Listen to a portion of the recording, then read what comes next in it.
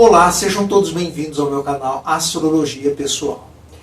Hoje nós vamos dar continuidade ao nosso estudo dos planetas, nos signos e nas casas, abordando os significados dos planetas, dos signos e nas casas. E hoje nós vamos ver os planetas externos, que são os planetas geracionais, Urano, Netuno e Plutão.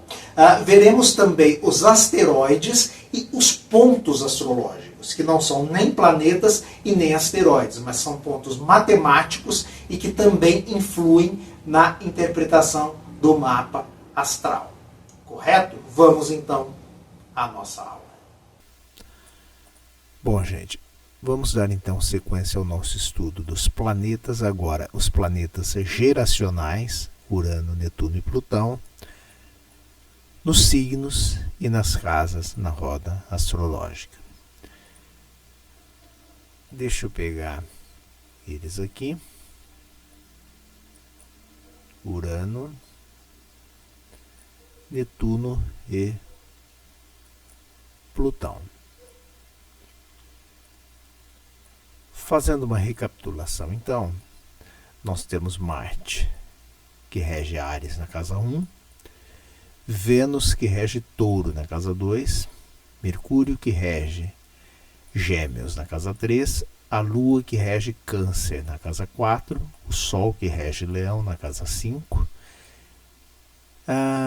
e Mercúrio, que rege Gêmeos na casa 3, rege também Virgem na casa 6.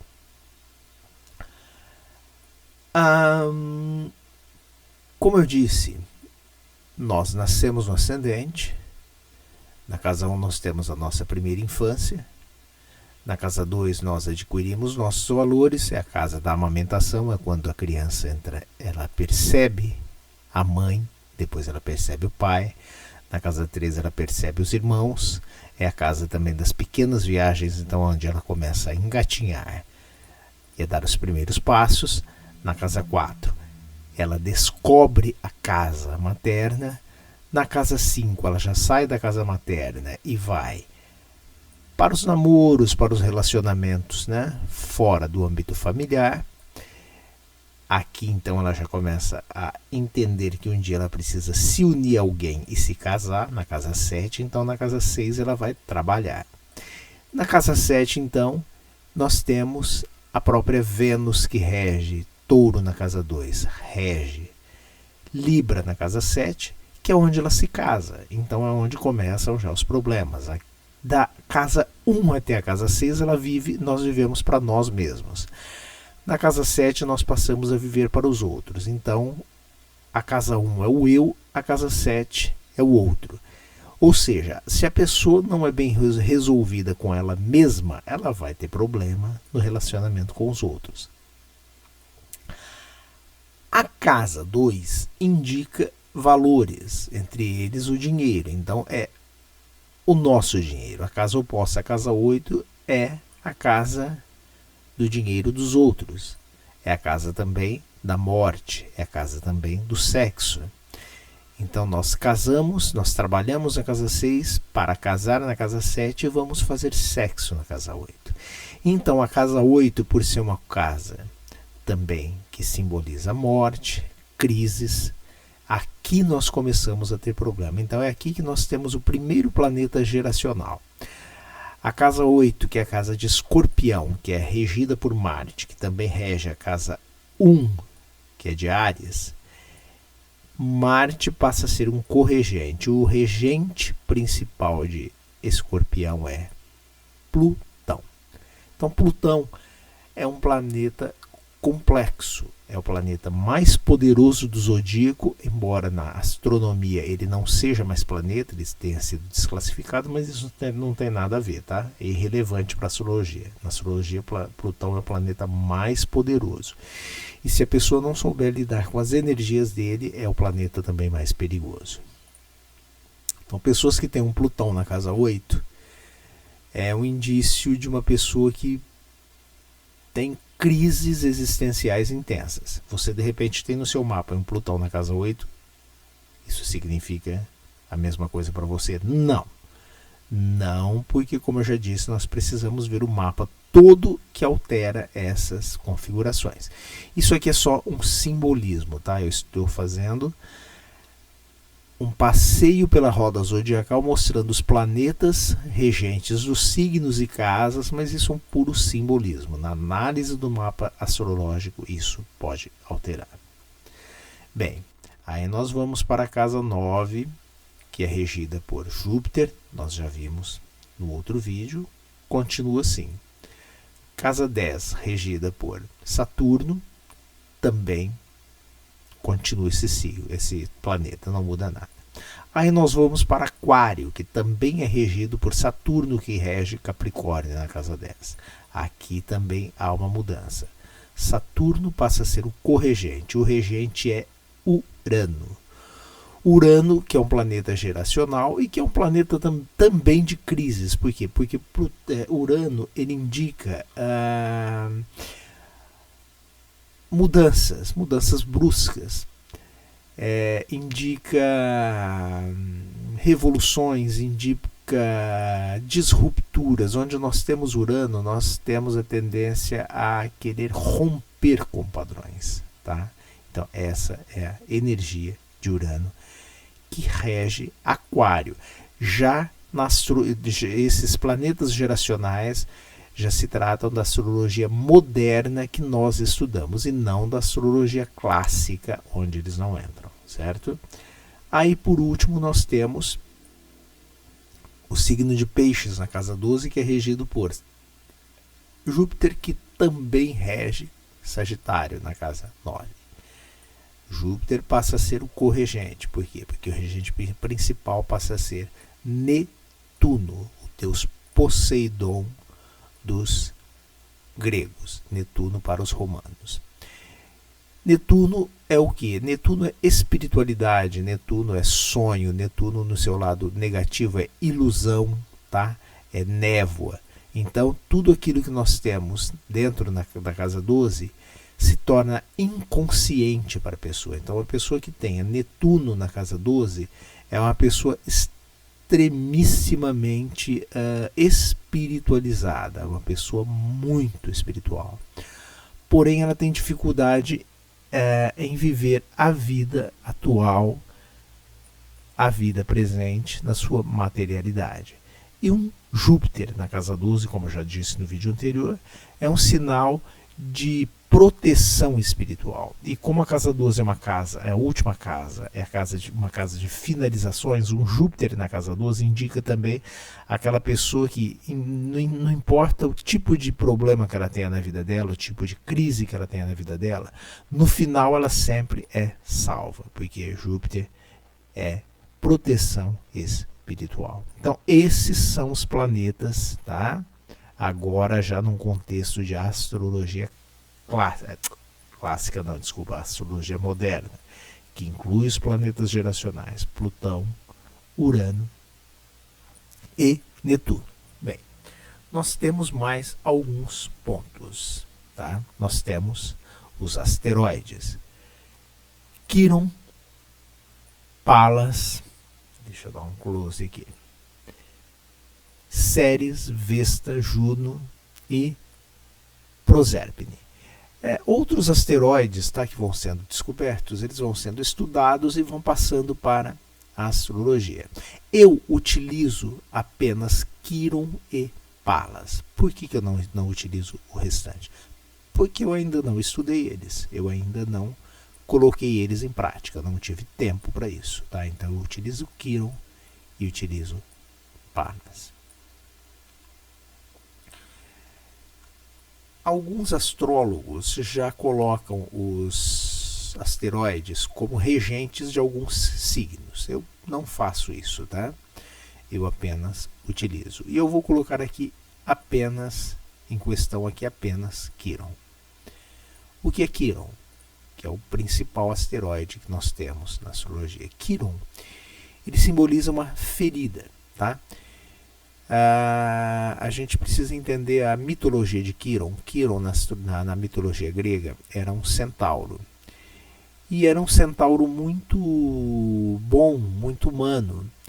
E Zeus, por essa razão, concedeu para ele o dom da imortalidade. Ocorre que no momento em que Zeus torna ele imortal, por acidente, Hércules acerta uma flechada na coxa dele. Então ele se torna imortal, porém com uma ferida também eterna, que nunca se fechava, uma dor que não cessava.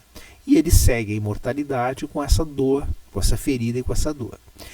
E ele descobre, por fim, que a única forma dele amenizar essa dor era curando os outros, uma vez que ele não tinha como curar a ele mesmo. Então Quiron é o grande curador do zodíaco. Porém, por fim, Zeus, se compadecendo, né, da bondade de Quiron, do poder de cura que ele tinha, por fim acaba curando a ele mesmo. Então, onde nós temos Quiron no nosso mapa, nos assuntos do signo e da casa, nós temos uma ferida que nós não conseguimos curar. E nós somos convidados, então, a curar os outros. Até que um dia, se nós cumprirmos essa missão, já não Zeus, mas Deus, né? Ele pode nos presentear com essa cura que parece impossível. Então quem tem Quiron em Áries ou na casa 1 vai ter uma ferida com o eu, com o seu próprio eu, com a sua identidade. Uma pessoa que tem um Quiron no ascendente vai ter um incômodo, uma ferida com a sua autoimagem, né?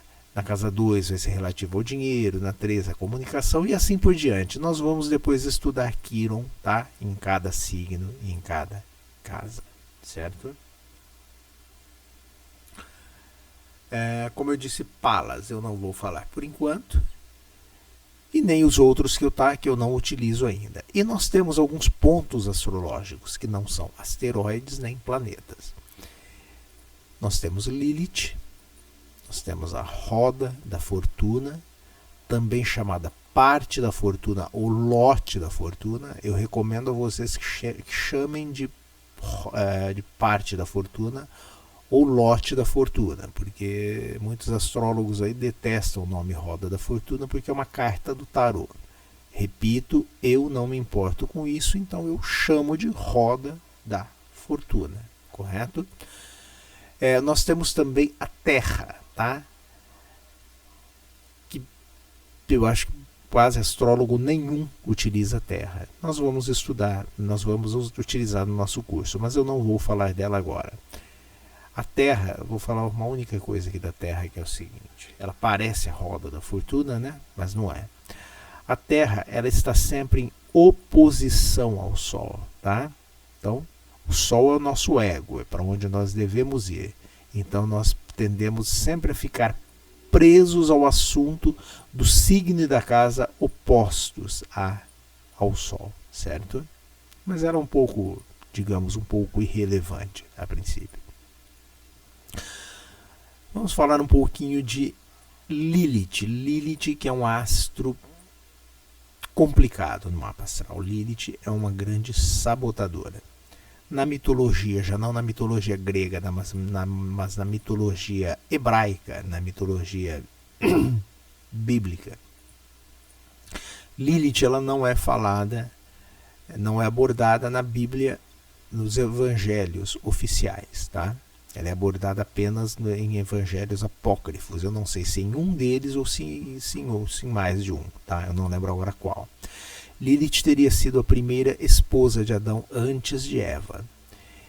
E Lilith, ao contrário de Eva, que se submeteu à autoridade de Adão e de Deus, ela não se submeteu. Tá? Então ela foi expulsa do paraíso por Deus, ela se refugiou nas florestas, onde ela sobrevivia como? Se alimentando de crianças. Ela raptava crianças e comia crianças. Então Lilith, no mapa astral, ela simboliza essa rebeldia do feminino com o masculino. Lilith, ela não se submete à autoridade masculina.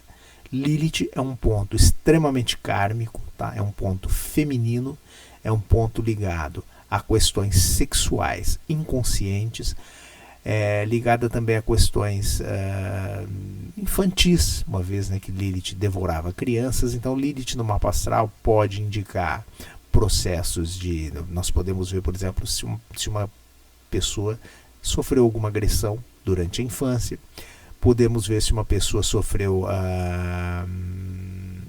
algum tipo de violência sexual, tá? Porque ela simboliza o sexo, mas o sexo como ligado à violência. Lilith no seu aspecto positivo, tá? Porque tem também o seu aspecto positivo. Ela simboliza os processos de feminismo, os processos de liberdade, de libertação das mulheres, tá? É um ponto, como eu falei, feminino oculto, tá? Tem a ver também com o sexo oculto. E não só mulheres têm Lilith no mapa, como os homens também têm Lilith no mapa. Então todos os homens também têm esse ponto feminino oculto. Isso não tem nada a ver com homossexualismo, tá? É um lado inconsciente que nós temos. Então, onde nós temos Lilith no mapa astral, no signo ou casa, nós tendemos a ter um sentimento de vazio, um sentimento de que falta alguma coisa ali, entendeu? Então a Lilith na casa 1 é uma pessoa que tem um sentimento assim de vazio emocional com relação ao seu eu. Uma Lilith na casa, no ascendente, pode indicar algum problema grave no instante do nascimento. Uma Lilith na casa 12 pode ser o indício de algum processo de... Quando a pessoa estava sendo gestada, a mãe pode ter tido algum sentimento de...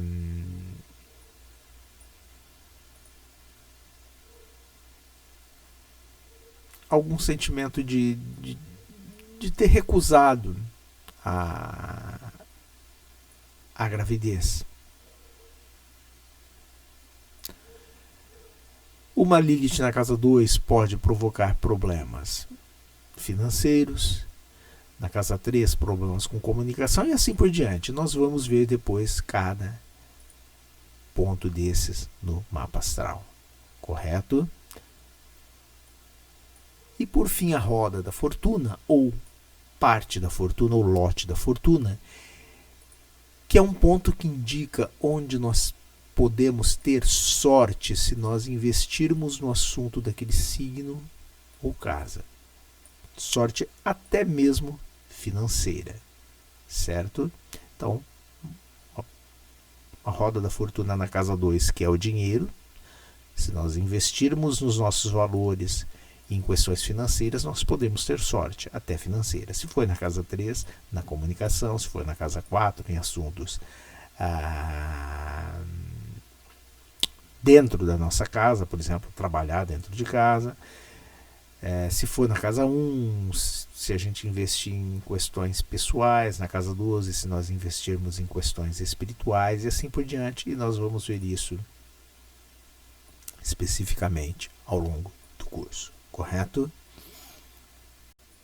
Uma Lilith, por exemplo, na casa 12, pode ser um indício de rejeição. Tá? Durante a gravidez, durante a gestação da pessoa, a mãe pode ter tido algum problema, tá? Algum conflito com esse espírito encarnante, e ela pode ter passado por um processo em que ela pode ter pensado em interromper a gravidez, correto? Esse é o significado na casa 12. Então, basicamente, o que nós temos aqui é isso, certo? Nas próximas aulas nós vamos começar a ver então cada planeta em cada signo e em cada casa, para depois então a gente dar início ao estudo da interpretação do mapa astral, certo? Espero que vocês tenham entendido, que vocês tenham gostado, tá? Se gostaram, deem aí o seu like, né? curtam o vídeo, me sigam nas minhas redes sociais, visitem meu site. Se quiser fazer o seu mapa astral comigo, entre em contato pelo WhatsApp, ok? Eu agradeço a vocês e até a nossa próxima aula.